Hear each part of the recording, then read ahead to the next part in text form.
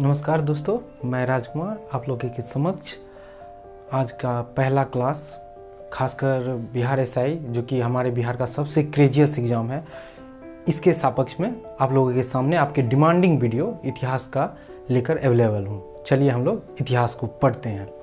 इतिहास वास्तव में है क्या? इतिहास क्रमवार घटनाओं का, जितने भी क्रमिक विकास और घटना घटित हुए हैं मानव के जीवन में, वे सारे इतिहास हैं।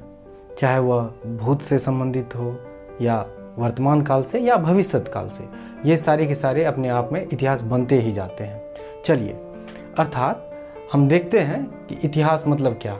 इतिहास मतलब वैसी सब्जेक्ट्स जिसमें हम जाकर किसी भी घटनाओं का क्रमिक विवरण को अध्ययन अध्यापन करते हैं, वही इतिहास है।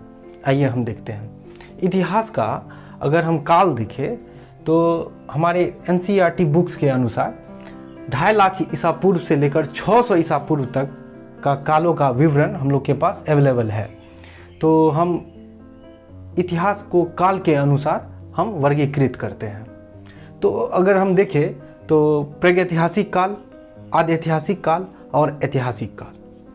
तो सबसे इम्पोर्टेंट है कि प्रागैतिहासिक काल ये कैसा टर्म है। पहले इस टर्म को तो समझे, प्रागैतिहासिक काल है क्या, ये टर्मिनोलॉजी है क्या। अब एग्जाम में प्रागैतिहासिक आता है, आदि ऐतिहासिक आता है, ऐतिहासिक आता है, स्टूडेंट इसमें कंफ्यूज होते हैं। तो प्रागैतिहासिक वर्ड जो है, ये टर्म जो है, इसको समझे। तो प्रागैतिहासिक वर्ड जो कि जिसका साधारणतया अर्थ है कि मनुष्य की घटनाओं का कोई लिखित विवरण इस काल में नहीं था, इसी को हम प्रागैतिहासिक काल कहेंगे। नेक्स्ट है आदि ऐतिहासिक काल। आदि ऐतिहासिक काल में क्या था? लेखन कला का तो प्रचलन हो चुका था, लेकिन ऐसा लेखन कला प्रचलित था जिसको कि अभी का मानव उसको पढ़ ही नहीं पाया। मतलब लेखन कला के प्रचलन के बाद उपलब्ध लेख जो है वह पढ़े नहीं जा सके हैं। तो इसको हम किस पीरियड में रखते हैं? आदि ऐतिहासिक काल में। चलिए, नेक्स्ट है ऐतिहासिक काल, जिसको कि हम वैदिक काल भी बोलते हैं, अर्थात आर्यों का आगमन वैदिक काल में हुआ है। खैर, हम सबसे पहले प्रागैतिहासिक काल में आते हैं। मतलब हम जो अभी इतिहास के काल को बांटेंगे, लगभग 2.5 लाख ईसा पूर्व से लेकर 600 ईसा पूर्व तक जाएंगे। मतलब आप लोगों को अभी हम 2.5 लाख ईसा पूर्व से लेकर 600 ईसा पूर्व तक का सैर करवाने वाले हैं कि यहाँ पे हुआ क्या क्या। आइए हम देखते हैं प्रागैतिहासिक काल। इसके 2 भाग हैं, एक तो पाषाण काल, दूसरा है ताम्र पाषाण काल। पाषाण काल के 3 भाग हैं, पूरा पाषाण काल, मध्य पाषाण काल, नव पाषाण काल। पूरा पाषाण काल जिसका पीरियड है 2.5 लाख ईसा पूर्व से लेकर 10,000 ईसा पूर्व, बहुत ही इंपॉर्टेंट है, इसको ध्यान में रखेंगे। इसी पूरा पाषाण काल को मेगालिथिक एज भी कहते हैं। मेगालिथिक एग्जाम्स में सीधे प्रश्न आते हैं कि मेगालिथिक से तात्पर्य क्या है। तो मेगालिथिक एज जो है वह पूरा पाषाण काल को कहते हैं। बहुत ही वीवीआई, माफ कीजिएगा, बहुत ही वीवीआई आग का खोज कब हुआ? तो पूरा पाषाण काल में। आग का खोज कब हुआ? पूरा पाषाण काल में। अब इसको याद हम कैसे रखेंगे? आग जो है किसी भी चीज़ को पूरी तरह से जला देता है, मतलब पूरा जला देता है, मतलब पूरा पाषाण काल। आप इसको इस तरह से कोरिलेट कर सकते हैं। नेक्स्ट है बहुत ही वीवीआई, ज्ञानी मानव होमोसेपियंस। होमोसेपियंस का इस पृथ्वी पर अवतरण कब हुआ? 30 से 40,000 ईसा पूर्व। 30 से 40,000 ईसा पूर्व के बीच ज्ञानी मानव का उत्पत्ति हुआ। नेक्स्ट हम देखते हैं मध्य पाषाण काल, जिसका पीरियड है 10,000 से 7,000 ईसा पूर्व। 10,000 से 7,000 ईसा पूर्व। इसको हम मेसोलिथिक युग भी कहते हैं। क्या कहते हैं? मेसोलिथिक युग। नेक्स्ट है मैक्रोलिथिक, भी इसी को बोलते हैं। मध्य पाषाण काल को हम मैक्रोलिथिक एज भी कहते हैं।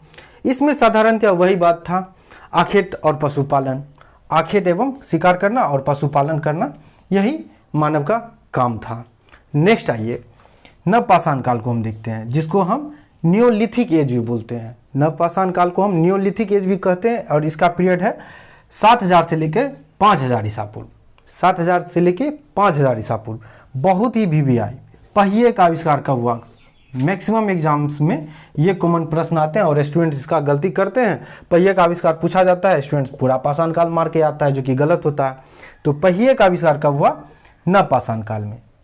तो हम इस तरह से पाषाण काल का 3 भाग में वर्गीकरण को पढ़े और समझे।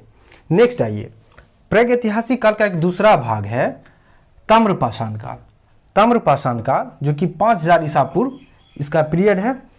तो ताम्रपाषाण काल कैसा सभ्यता था? ताम्रपाषाण काल में इस पीरियड में सभ्यता का उत्पत्ति हुआ था, तो बिल्कुल उत्पत्ति हुआ था। तो कैसा था? तो ग्रामीण सभ्यता था। और इस समय मातृ देवी की पूजा की जाती थी। किसकी पूजा की जाती थी? मातृ देवी की।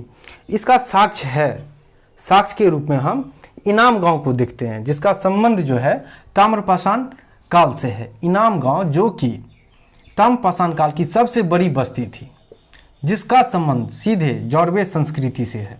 यह बहुत ही इंपॉर्टेंट फैक्ट्स है एग्जाम के दृष्टिकोण से। आदमी यह सोचता है कि ताम्रपाषाण काल उस समय किसी तरह का सभ्यता था ही नहीं, लेकिन ऐसी बात कोई नहीं थी। उस समय भी सभ्यता थी, उस समय भी सिविलाइजेशन था जो कि ग्रामीण सभ्यता थी। और इस समय इनाम गांव जो कि जॉर्वे संस्कृति से इसका सीधा संबंध था। तो यह ताम्रपाषाण काल का ही देन है। इसको आप आदि ऐतिहासिक काल में नहीं रखेंगे।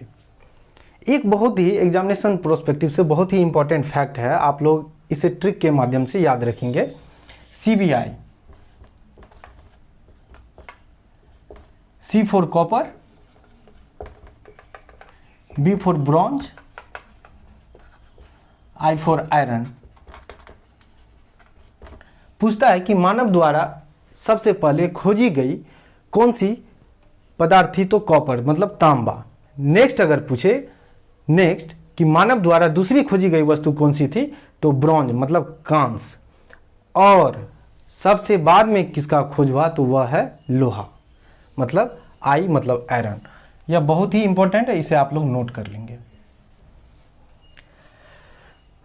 आइए हम देखते हैं, नेक्स्ट है हमारा आदि ऐतिहासिक काल, जिसको कि हम कांस्ययुगीन सभ्यता भी बोलते हैं, या सिंधु घाटी की सभ्यता भी, जो कि आप लोग जानते ही हैं। 2350 से लेकर 1750 ईसा पूर्व इसका पीरियड क्या है? आदि ऐतिहासिक काल या कांस्ययुगीन सभ्यता या सिंधु घाटी सभ्यता का कालक्रम है 2350 से लेकर 1750 ईसा पूर्व। देखिए, सिंधु घाटी सभ्यता का निवासी कौन था? तो द्रविड़ था। कौन थे? द्रविड़। और यह कैसा सभ्यता था? तो कंप्लीटली शहरीकृत सभ्यता था। जब हम लोग सिंधु घाटी सभ्यता को पढ़ेंगे तो उस समय हम लोग बहुत ही लार्ज वे में सिंधु घाटी सभ्यता का एक एक पॉइंट जो कि एग्जामिनेशन प्रोस्पेक्टिव से इंपॉर्टेंट है उसको क्लियर करेंगे। सिंधु घाटी सभ्यता का मुख्य व्यवसाय क्या था? तो कृषि था। क्या था? कृषि था। बहुत ही इंपॉर्टेंट फैक्ट्स है कि सिंधु घाटी सभ्यता में जो है मंदिर के साक्ष्य नहीं मिले। दूसरा है, सिंधु घाटी सभ्यता का अगर पवित्र वृक्ष पूछे तो पीपल का पेड़। ठीक है। नेक्स्ट आइए हम लोग ऐतिहासिक काल। ऐतिहासिक काल को हम वैदिक काल भी बोलते हैं। दूसरे रूप में यह हम कह ले आर्यों का आगमन। ठीक। अब देखिए, वैदिक काल का 2 भाग है, एक है ऋग्वैदिक काल, दूसरा है उत्तर वैदिक काल। ऋग्वैदिक काल को हम पूर्व उत्तर वैदिक काल भी बोलते हैं, अर्थात दूसरा भाग है उत्तर वैदिक काल और उससे पहले आप पूर्व लगा दे, मतलब पूर्व वैदिक काल या ऋग्वैदिक काल। तो इसमें कंफ्यूजन नहीं होना है। हमारे ल्यूसेंट बुक्स में आप देख सकते हैं, कहीं कहीं ऋग्वैदिक काल, कहीं प्रागैतिहासिक काल, कहीं आदि ऐतिहासिक काल, इस तरह की टर्मिनोलॉजी का यूज किया गया है। तो आप लोग इसमें कंफ्यूजन नहीं होंगे। अभी आपको क्लियर हो रहा होगा कि ऋग्वैदिक काल का पीरियड कब से कब तक है? तो 1500 से लेके 1000 ईसा पूर्व, जबकि उत्तर वैदिक काल का पीरियड कितना से कितना तक है? 1000 से लेके 600 ईसा पूर्व। अब आइए देखते हैं, चूंकि लास्ट में जो है आपने देखा कि लोहे की खोज हुई, तो क्या ऋग्वैदिक काल या पूर्व वैदिक काल में आर्य जो थे क्या लोहारगिरी से परिचित थे? तो बिल्कुल नहीं परिचित थे। आपको सीधा ये दिमाग में रखना कि क्या ऋग्वैदिक काल में लोहा का खोज हुआ था? तो नहीं, मतलब लोहारगिरी से परिचित नहीं थे। पूर्व वैदिक काल या ऋग्वैदिक काल के लोग लोहारगिरी से परिचित नहीं थे। नेक्स्ट, आर्यों का मुख्य व्यवसाय क्या था? तो पशुपालन एवं कृषि। बहुत ही इंपॉर्टेंट क्वेश्चन। और ऋग्वैदिक काल का लोकप्रिय देवता अगर पूछे तो इंद्र। कौन थे? भगवान इंद्र, जिसको कि युद्ध का देवता भी कहा जाता था। मूल्यवान संपत्ति पूछे इस समय कौन था? तो गाय, जिसको कि अघन्य कहा जाता था, नहीं मारने योग्य, नहीं मारने योग्य और मूल्यवान संपत्ति मतलब गाय। और यह कैसी सभ्यता थी? तो ग्रामीण सभ्यता थी। ऋग्वैदिक कालीन सभ्यता कैसी थी? तो ग्रामीण सभ्यता थी। अर्थात आर्यों का सभ्यता कैसा था? तो ग्रामीण सभ्यता था। नेक्स्ट आइए हम उत्तर वैदिक काल में देखते हैं, जिसका पीरियड है 1000 से लेके 600 ईसा पूर्व। 1000 से लेके 600 ईसा पूर्व। 1000 से 600 ईसा पूर्व में जब आर्य का विकास होता है तो इसमें आप देखिए लोहा का यूज होने लगा। फिर भी कैसी सभ्यता थी? तो ग्रामीण सभ्यता थी। और इसका व्यवसाय क्या रहा? तो वही कृषि ही व्यवसाय रहा। ठीक। एक इम्पॉर्टेंट क्वेश्चन जो कि मैक्सिमम एग्जाम में पूछा जाता है, चैल्कोलिथिक एज। चैल्कोलिथिक एज से तात्पर्य क्या है? Chalcolithic as. चैल्कोलिथिक एज किसको बोलते हैं? चैल्कोलिथिक एज का मतलब होता है ताम्र पाषाण काल। बहुत ही VVI है, इसको आप लोग नोट कर लेंगे। अभी आपने देखा कि हमने इतिहास को उसके काल के अकॉर्डिंग आपको अभी मैंने 2.5 लाख ईसा पूर्व से लेकर 600 ईसा पूर्व तक का सैर करवाया, जो कि जितना ही सहज लैंग्वेज में मैंने कोशिश किया कि आपके समक्ष प्रस्तुत करूं, वह मैंने किया। अब हम लोग सिलसिलेवार ढंग से, खासकर ल्यूसेंट बुक और क्राउन बुक और महेश बनवाल सर की बुक, इन तीनों बुक्स को सिलसिलेवार ढंग से रिलेट कर एक एक पॉइंट्स को डील करते हुए रोज हम लोग अध्ययन करेंगे। तो आज का क्लास हम लोग यहीं रखते हैं। नेक्स्ट क्लास अब नियमित रूप से इन तीनों बुक्स को लेकर हम लोग जारी रखेंगे। आप लोग कमेंट बॉक्स में कमेंट करना, शेयर करना और सब्सक्राइब करना बिल्कुल ना भूलेंगे। धन्यवाद।